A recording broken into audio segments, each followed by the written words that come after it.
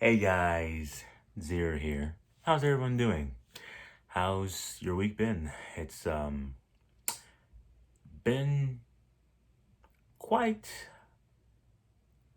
it's been pretty rough, I'll be honest. I'll honestly be honest with that. But it's getting better slowly. Um there's a lot going on out in the world right now that outside of my control. But in this video right here, in this space that I have right now, I can continue on making videos. And in this video, I am doing a book review. Now, this is my very first book review, so bear with me because I'm not used to talking about books because I just got into books recently, so I honestly don't know what to talk about, but I'll just share my opinion and what I think of the information I research about the book. So, today's book review, or what I'm reviewing today, is Twilight. Now, a lot of people have probably heard this book before. They've probably seen the movie first before they saw the book. I'm one of those people. I saw the movie first. Well, I was dragged by my mom to see the movie because she was so obsessed with this.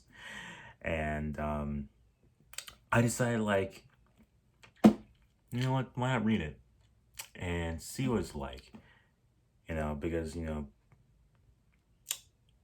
even though that there's a lot of hate coming from a movie, it was cringy, bad acting. Back then, we didn't view it as that because the movies now, we have so much expectations. We risen our standards so high that anything before 2020 is like, not as great as now. Or at least, like, very cinematic movies, like the Marvel Universe, like, is movies before that, it was like, not as great as those. So, Twilight by Stephanie Meyer. I think that's how you pronounce her last name. I looked it up and this is Meyer. I was about to say Meir, but it's actually Meyer. So, what I got from this book, I would categorize it underneath supernatural. But as I did more research beyond just reading the book itself, I got vampire romance. And I was like, okay, we'll go with that. But I still put it underneath supernatural, or just fantasy romance. Who knows? But I actually did more research behind the author because there's a few things I wanted to go in before I actually state my opinion about the book. Is that Stephanie Meyer is actually a Mormon, which is I wouldn't say, I'm not going to get into religion as much because that's not what I'm here to talk about. But her religion does have a lot of influence on the book. For example, the front cover, the cover art right here. This is supposed to be representing the forbidden fruit. And this cover art also symbolizes Bella's choice to either stay in her comfort zone, like just not getting involved with vampires, or knowing the truth about the existence of vampires. So this is basically just like, the tree of knowledge, or tree of knowledge of good and evil. That's what it represents, symbolizes. And if you open the book, there's a verse from Genesis. It's from Genesis 2:17. But of the tree of the knowledge of good and evil, thou shalt not eat of it. For in the day that thou eatst, therefore thou shalt surely die. So there's a lot of religious aspects inside here and themes as well. There's mortality. The humans in the book, they obviously die because they can't live forever. Immortality and eternal life. The vampires, yes, they can die in the book, technically, but if you just leave them alone, or they just don't interact with anything else, and they're supplied with blood via human blood or animal blood, they can live for a very long time and not necessarily rot away. So that's what I'm saying with Stephanie Meyer spin on vampires is that they sparkle in sunlight. They don't burn when they first view this first sight of light from the sun or dawn.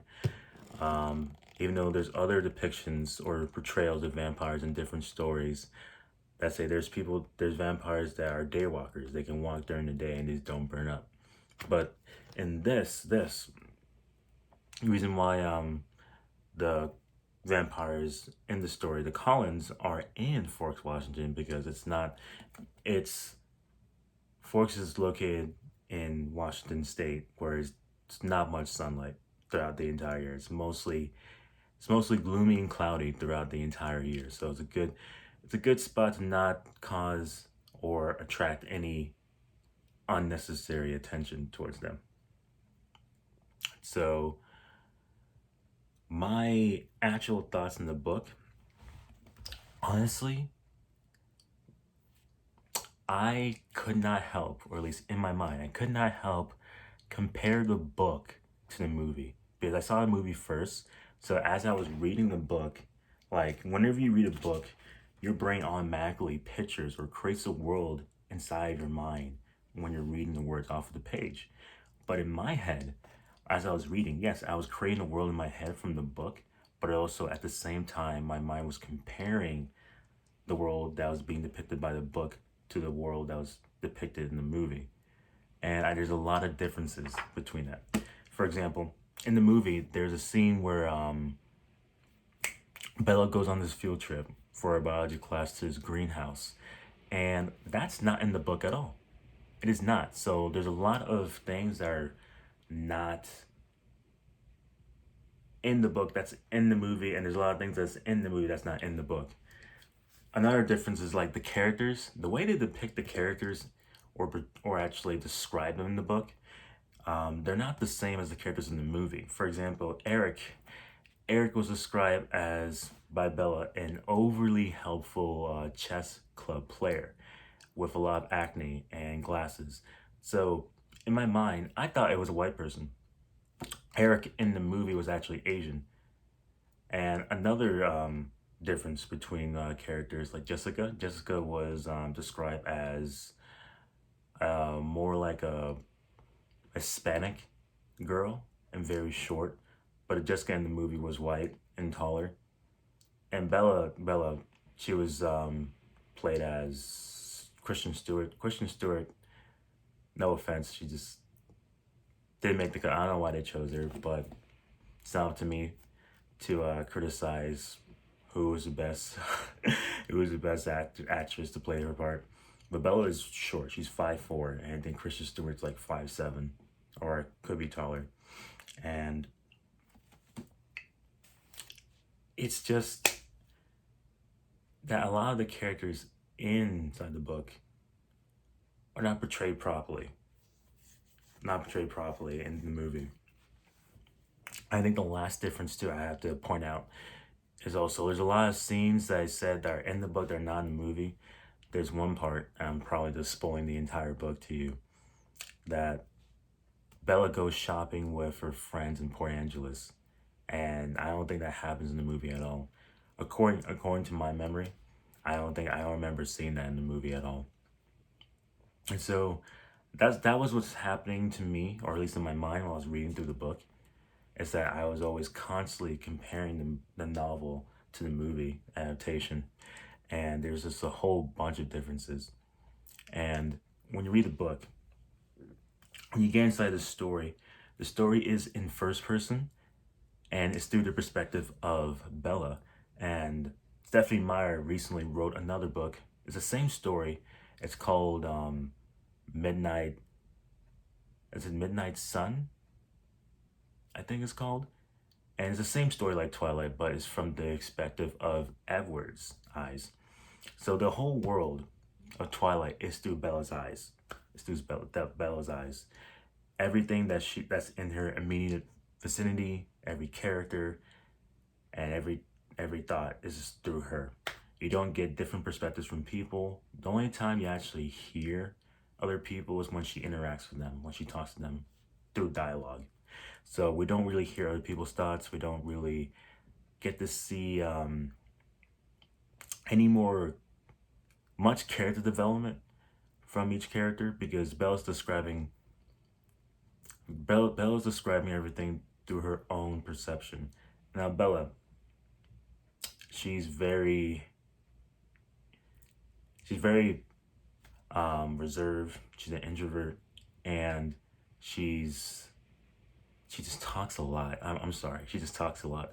Like I know it's in first person, but basically, majority of the time, you're in her head. It's an internal monologue. The whole story is an internal monologue that she just thinks about a few things. One, Edward when she falls in love with him, or I would say infatuation. Like she's infatuated with the thought of him being so perfect or just being better in every single way than a human. So she's just infatuated by Edward's presence and essence of being a vampire. Two, whenever she's only describing or thinking about things that's immediately in front of her or what she's worrying about. And that comes to three. She thinks a lot. She's very intuitive with her feelings and her thoughts, but that also can backfire because she's also stubborn. She doesn't like doing things that doesn't go her way, and that can get her in a lot of trouble. For example, Edward just warning her that being with him would be danger for her because since he's a vampire and he's not the only vampire in the world that exists in this universe that Stephanie Meyer has created, that she's lucky enough that he didn't kill her because they're on a diet. The Collins are on a diet. They only eat animal blood, but there's other vampires that come and visit their family from time to time. And if they discover that Bella is hanging out with the Collins and the other vampires that came from a different region discovers that there's a human amongst vampires, that makes her a huge target. So that's why this is here, because the front cover represents the beginning of the Bible, Genesis. Knowing the truth about Edward could pretty much kill her. That's what I get from that cover art, that symbolism right there. And so it's really, to me, that it's a lot about risking your life for things that you care about.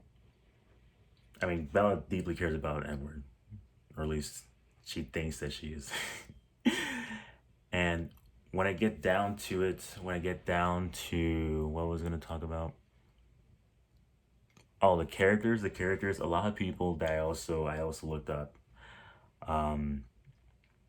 Other reviews, a lot of people complain about character development. Well, because it's just the first book in a 4-book series, a 4-part series. They're not going to really get into much character development with anyone else besides Edward and Bella. That's really punching it. And plus, it's limited too. It's like it's first person through Bella's perspective. So you're not going to get much character development from majority of the people, even her dad. Her dad barely talks to her or interacts with her as much. Like her parents, Charlie and Renee, didn't really get much screen time compared to Edward, Mike, Jessica, Angela. Her friends in school get more screen time, or at least not screen time, gets more gets mentioned more throughout the book than her own parents. And halfway through the book, I think when it comes to chapter 13, I think I could be wrong. It says, hold on, confessions. So that's when actually Bella is hanging out with Edward for the first time alone, together. And also Edward confesses that he is a vampire. And after that, the rest of the chapter is basically about the Collins, the vampires in the story. So in order to get more character development, you have to continue on with the series. You have to read The first book, Twilight, second book, New Moon, third book, Eclipse, then the final one, Breaking Dawn. And then you'll probably get more character development. And I don't want to make this too long. This is my first book review. I didn't want to add so much spoilers to it. I just want to put my opinion out there about what I think about the book. It's a good book. The only things that I have to complain about is just like it's very detailed, and Bella goes back and forth with herself in her mind. It's just kind of annoying, and it's just tedious dealing with that. But it's a good book. It's a good story. It's just that I wish I read the book first before I actually watched the movie first.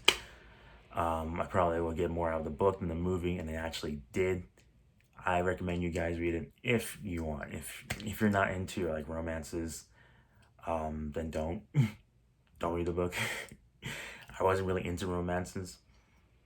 The reason why I actually read this book is because I saw the movie, and I actually was just very curious about what's the difference between the movie and the book. That was the only reason why I read it. So that's my first book review of the year, or at least on my entire channel. The next book I would review, it's more philosophical, and I probably will upload it next month, and we'll see what will happen from there. But thank you for listening for this long, and I hope you guys have a good day, and I'll see you in the future. 0